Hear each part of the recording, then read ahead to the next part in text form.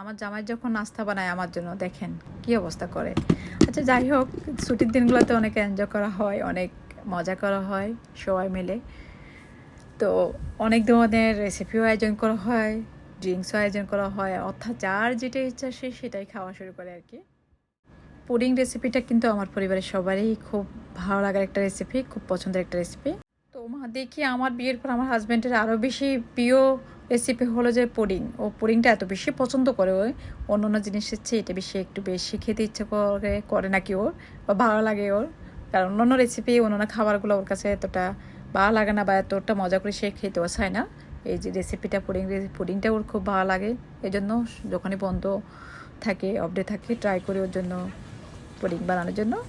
তো প্রত্যেকটা off day আমি ঘুরতে চলে যাই বিকালে গার্ডেনে যাওয়ার পরে বিশেষ করে আমার খুব ভালো লাগে সাইনিজ কিডসগুলো যখন তাদের প্যারেন্টসদের সাথে সময় কাটায়, বাবা মা ওদেরকে কতটা টেক কেয়ার করে বা কতটা ডিসিপ্লিন টাইম ওরা স্পেন্ড করে বাচ্চাদের সাথে, প্যারেন্টস কিডস।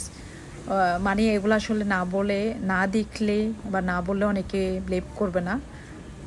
বরাবর আমার এই দৃশ্যগুলো দেখতে খুব ভালো লাগে, জন্য আমি যখনই একটু সুযোগ পাই অফডে আমি চলে যাই।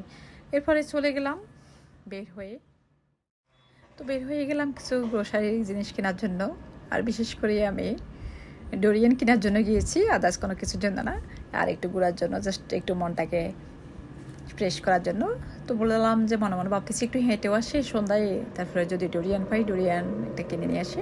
কারণ আমি ডোরিয়ানটা এটা যদি অনেকের ভালো লাগার ফল আমার না আগে মানে স্মেলটা যেন কেমন ভালো লাগে না, জাস্ট আমি যে ডোরিয়ানের উপর যে অংশটা ওটা দেখার জন্য আমি কিনি এবং ভালো লাগে। এটা আমার মনে হচ্ছে যে এটা আমার দেশের কাঁঠাল কিনতেছি, এই ফিলিংস থেকে ডোরিয়ানটা খাওয়া মাঝে মধ্যে, নট আদার্স। তো অবশ্যই সেটা ডোরিয়ান কিনে নিয়ে আসলাম, একটু ঘুরে আসলাম। কারণ দেখতে পাচ্ছেন এই মুহূর্তে দৃশ্যটা কিন্তু জাস্ট প্রাণবন্ত।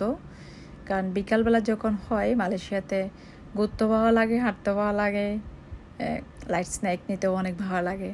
আর চোখের সামনে যখন হাঁটতেছিলাম মিস্টার ডাইটা পড়লো, তো মিস্টার ডাইর একটু ভিডিও শর্ট ক্লিপস নিয়ে নিলাম। কারণ মিস্টার ডাই কিন্তু অনেকের কাছে এখন পরিচিত, বিশেষ করে আমাদের বাংলাদেশে। কারণ বেশ কিছুদিন আগে মিস্টার ডাই কিন্তু আমাদের বাংলাদেশে লঞ্চ করেছে।